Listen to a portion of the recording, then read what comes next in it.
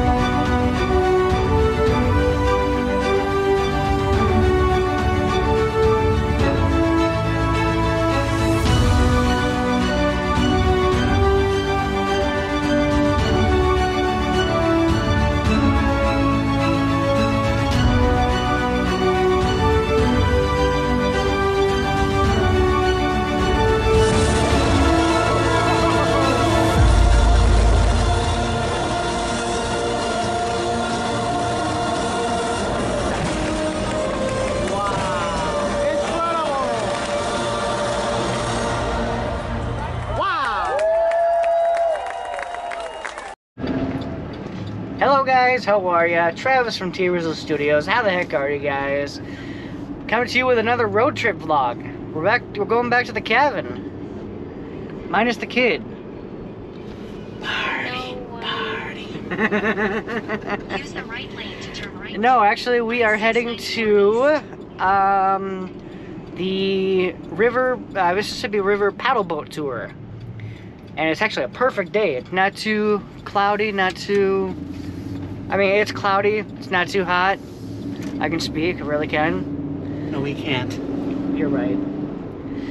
Target don't want them. I'm a failure at YouTube. I only have 44 subscribers. Wah, wah, wah, wah. Maybe someday I'll hit 50. Continue straight. Anyways, so yeah, we'll catch you in a little bit. Alright, so we made it to Harriet Island, where we're going to catch our boat. The landing area. There we go, cool. Right now they've also got the Veg Fest going on, but I've never seen Little House. They have a separate parking just for the boat tour, so that worked out pretty good. Character named Harriet Olsen. Oh, yeah. But yeah, over here is the Veg Fest. Look at it, it's packed. It's insane. We're not doing that today, but just so you guys know, research before you come here and make sure there's nothing going on. But they accommodate pretty well, right? Yeah, they did.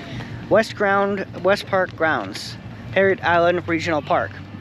I remember I used to come here. I came here once for the Taste of Minnesota.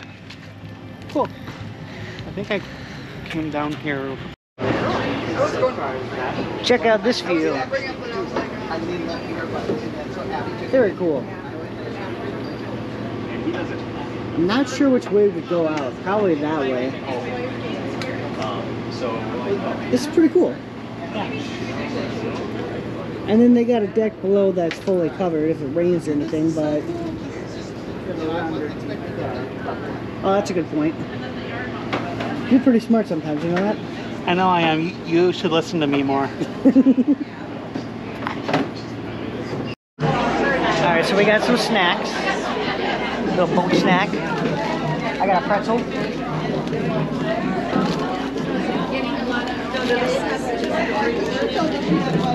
Look how tiny that thing is. Oh my gosh.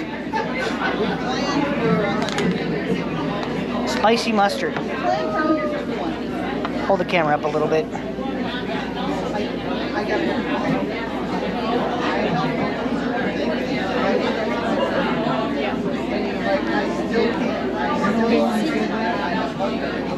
Whoa.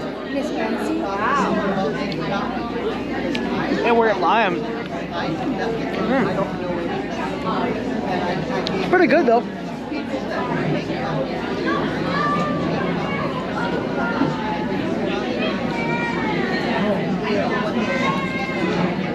About 10 minutes we'll be taking off. And I didn't say this yet, but it's a 90-minute guided tour. Can't remember all the destinations we see, but it's an hour and a half and it was 20 bucks per adult and $10 for kids. Sammy, of course, didn't come with us, so I paid extra. But yeah, 20 bucks per adult. So far, I think this is going to be better than the Vista Starfleet. But we'll see.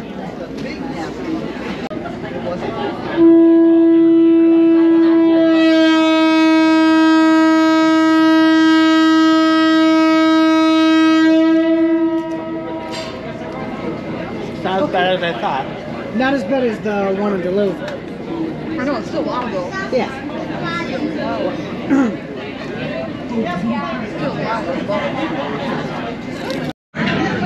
One can sit on the pilot house for a few hours and watch the lone shores and the ungainly trees and the democratic buzzards, and then one might as well go to bed for the scene everything there is to see. Along the upper Mississippi River, every hour brings something new. There are crowds of odd islands, bluffs, prairies, hills, woods, and villages. Everything one could desire to amuse the children. Few people ever think of going there.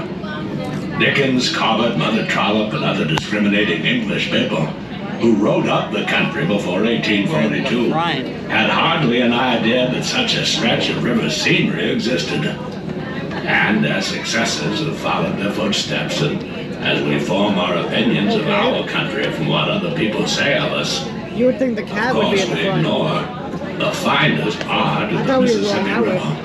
I thought we were extras too, but Interview apparently Chicago Tribune, they want July to 9th, push the barge. 1886. Believed to be their place of origin.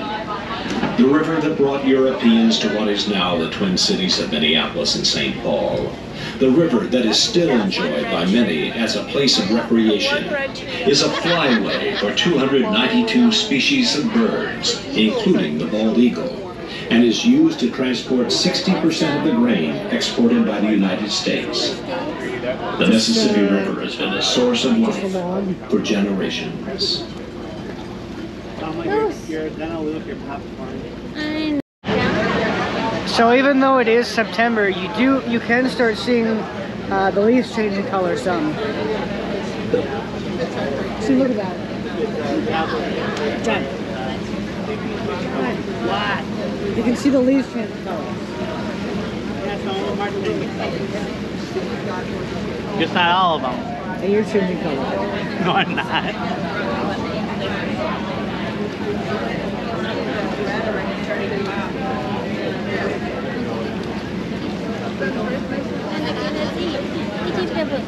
That's really cool.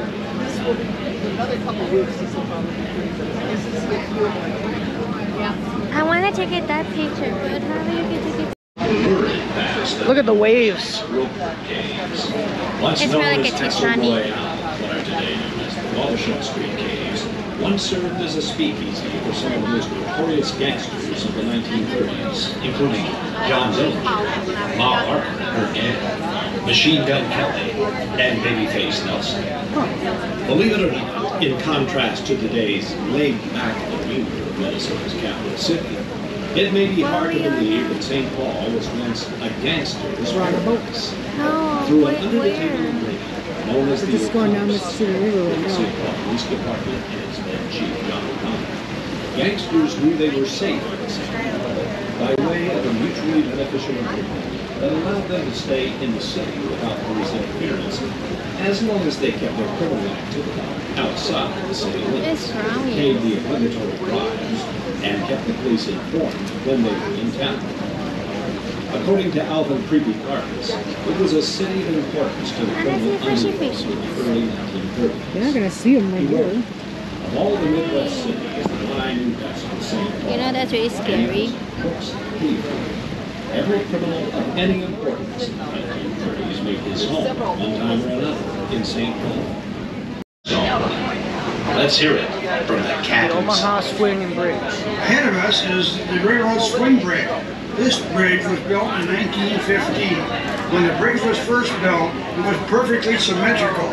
In other words, it looked the same on the left as it does now on the right. During the course of its construction, there was an old character dressed in bib overalls and smoking a corn cob pipe with Sir Walter Raleigh tobacco. He'd come down every day to the site with a folded chair and a thermos of coffee. If one could look closely, they might have detected a little twinkle in his eye. We watched the bridge being built for almost a year, until the day finally came to hold the grand opening. All the important railroad officials were on hand. To loud cheers, the big red ribbon was cut, and the signal was given to open the bridge. At this point, the old character pulled the corncob pipe out of his mouth, strolled up to the gathered officials, and hollered to the bridge tender, "Don't you dare open that bridge." Of course, everyone looked at him in astonishment and asked, "Why?" So he explained, "Well, if you open the bridge, it'll swing over my property, and I say you can't do that." Sure enough, the surveyor confirmed that the bridge would indeed swing over the old man's property. So the railroad people went back to him to resolve the situation. They assumed that his price had increased every day during construction. But, as the story goes, the old man looked them straight in the eye and said, "No, sorry, gentlemen, the price hasn't gone up a penny." Now the railroad officials were truly confused. So he explained, "I'm an old steamboat man who was put out of a job by the railroad, and I wouldn't sell my land to you for any price." And he stood firm. As a result, they had to cut off a giant piece of the bridge on the left and balance it with a huge block of concrete to shorten the swing. And that, ladies and gentlemen, is a true story. Well, most of it, anyway. So this is the bridge we're talking about. I'm not sure. Oh, there is someone in there. So it does work. I don't know if it actually sways or not, though. Believe it or not, the early beginnings of what was to become St. Paul were in this very area. Look over to your right, and you'll see some large mooring cells in the river. As we pass them, you might see a ravine that bends back into the hill. Centuries ago, there was a natural cave at the end of the ravine called Fountain Cave. Explorers would stop at Fountain Cave to fill their canteens with the cool artesian water that flowed from its mouth. In the 1830s, the cave had a very strange operator. He was a rather disheveled fellow with one squinty, pig-like eye. He was referred to as Pig's Eye Haran. Oh. He was a bootlegger who made his living selling liquor illegally to the soldiers at Fort Snelling. In 1838, the commandant of Fort Snelling ordered all of the settlers who were struggling with Fort Snelling to move. Hey, I got away. As a result, the commandant moved in with his soldiers to Fort Snelling. Subscribe to T-Rizzle Studios. The homes were built and the wood gravitated down the river to the natural land near the Fort Cave. They formed a small community and they referred to it as Pig's Eye. 3 years later, in 1840, a young Jesuit priest Pig's by Eye the name Cave. of Rizzo put a small log chapel about a mile down the river, about where Robin Street meets the river today, and named it the Chapel of St. Paul. He urged the members to refer to the area as St. Paul. So it was right there, on that ravine, by the road, that St. Paul began. And it really was once called Pig's Eye. Cool. Duck! Oh, look at that.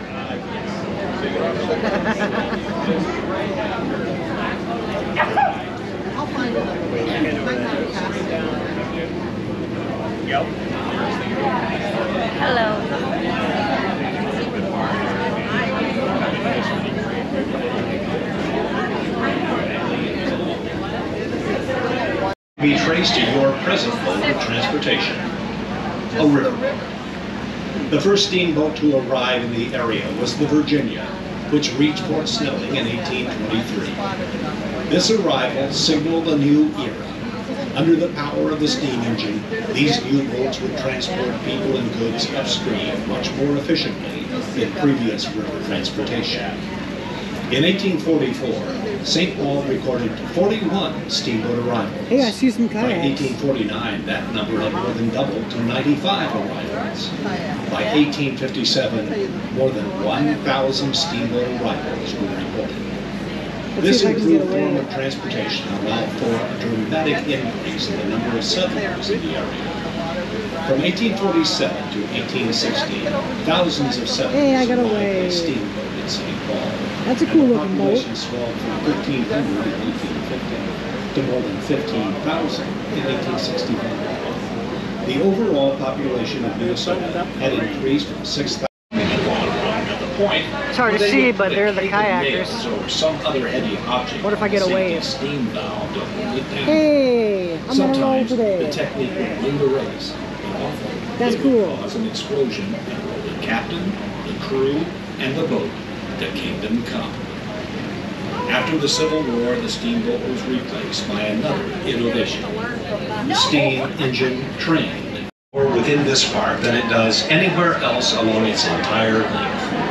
Entering the park as a modest-sized prairie river, it plunges over St. Anthony Falls, the river's only true waterfall, and through a deep wooded gorge. There, I got them the its wave. only true gorge, emerging in St. Paul as a large floodplain river before flowing downstream to the Gulf of Mexico.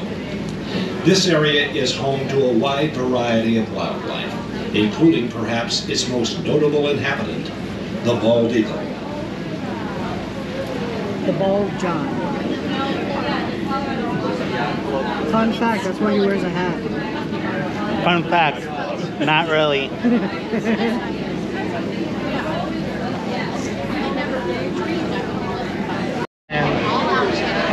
The pool and yacht club. Okay. That's kind of cool looking. So, yachts must come and dock over there. Not too many yachts can dock there, though. Not gonna sell one. Could be.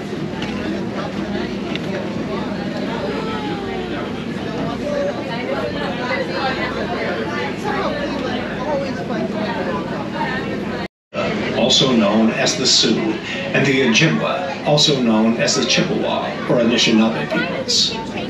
The Mississippi River and its surrounding valley was as fundamental to the daily lives of the Dakota as the local shopping center is to most suburban families. It was where they hunted, planted crops, gathered plants, fished, swam, prayed, and it was their highway for transportation and trading goods. To your left, you will see the mouth of the Minnesota River as its waters join the Mississippi. Between the two bodies of water lay an island of land that is known today as Pike Island. To the Midwakaton Sioux community, it has a deep historic and spiritual meaning. They call the joining of the two rivers Biote, Minnesota, meaning where two waters come together. For some, it was their place of origin, as significant to their spirituality as the Garden of Eden is in the Old Testament. If you look to your left, all of the land you see became part of the United States when President Thomas Jefferson completed the Louisiana Purchase, announced on July 4th, 1803. With the completion of this deal, the United States had bought the western half of the Mississippi River watershed from France. Once the deal was completed, Jefferson sent Meriwether Lewis and William Clark out west to explore the newly acquired territory, and Lieutenant Zebulon Pike up the Mississippi River. Pike's commanding officer, General James Wilkinson, ordered him to discover the Mississippi's source and make alliances with the Chippewa and the Dakota. His goals were to stop intertribal fighting, assess the fur trade, observe the weather, and secure the best sites for military posts. While Zebulon Pike was exploring, he met a French-Canadian fur trader by the name of Jean-Baptiste Faribault, who was repairing his canoe on Pike Island. In 1826, Faribault's son-in-law started the American Fur Trading Company about 3/4 of a mile up the Minnesota River at what is now Mendota. A small community developed around the trading post. Trappers brought their furs down the Minnesota River to the trading company. There they were loaded onto keel boats and later onto steamboats and taken to ports all over the world. There's a bike path. Yeah, there's a bike path. Looks like we're turning around and heading back to port now. So that's what? Well, it's Pike Island. Yeah. And there's a park on there you can walk and bike ride and that type of thing out there. Yeah. People camp out overnight over there. Now you can see our place real good.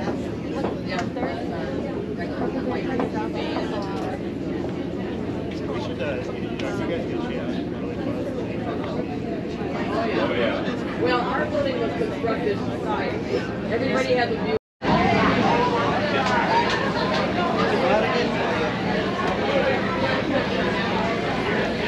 Yeah, that's too big to be like a vulture. Yeah, it's definitely an eagle block.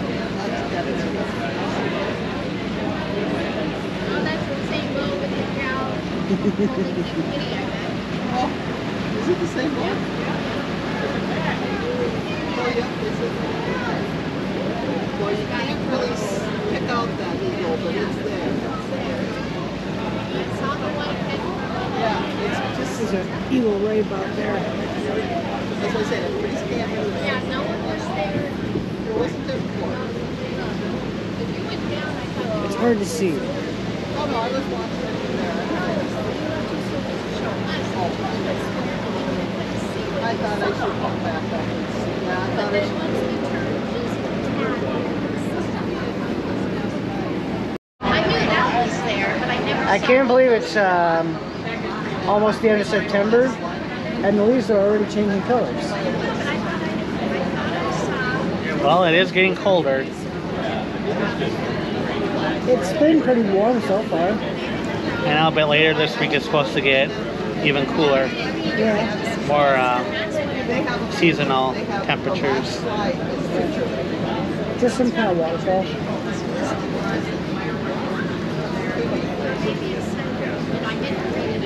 I'm sure this river has gone down in... Right there's the cathedral.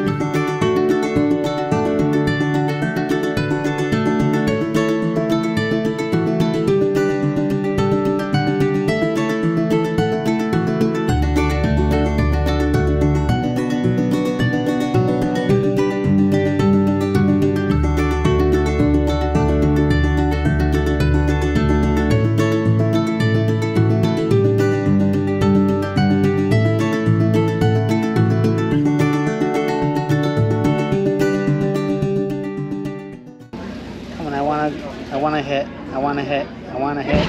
Yay! Well, you asked for it. Yes, I did. This is more of a genuine paddle boat. The Jonathan Paddle Ford. We were on more or less like a tugboat. I see a canoe, an abandoned canoe. Johnny, go get it. What? There's a canoe. It's free. Just because it's on the shore doesn't mean it's free. But there's no one guarding it. I'm not going to be accused of stealing. Since when? Since always. I heard copper. Getting closer. They're getting further away. What are you doing, Thomas? What are we doing? Looking at the Why are seal. you making children cry? Are you going there? It is Sparky. Sparky? Sparky. Hi, Sparky. I think I'm gonna seal the deal right here.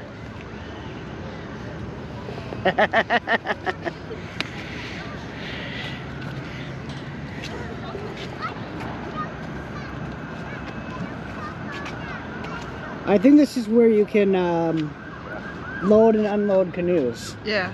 Uh-huh. I think so too. Or where John can jump in. No, you need a bigger river. See, I told you there's the people by the canoe. Oh, okay. So it's not free. Okay.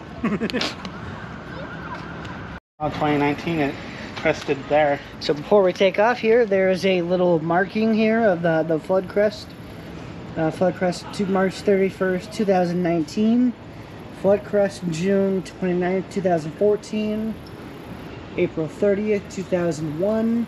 And all the way up there, back in 1965, April 16th. That's how high the water was. That's like 2 Johns, at least. At least. Where am I? I'm about... You're closest to that, but you're still a couple feet down. You? No, I'm too short, babe. Yeah, she's close to the 2014. Thanks. Well, at least you'd be closer to the Hey, 2014 is when Samantha was born. Yeah. That's why there was a flood. Probably. Alright, so the paddle boat was a huge success. 20 bucks for adult. What did you think? It was great. I had fun. I kind of want to do the extended tour.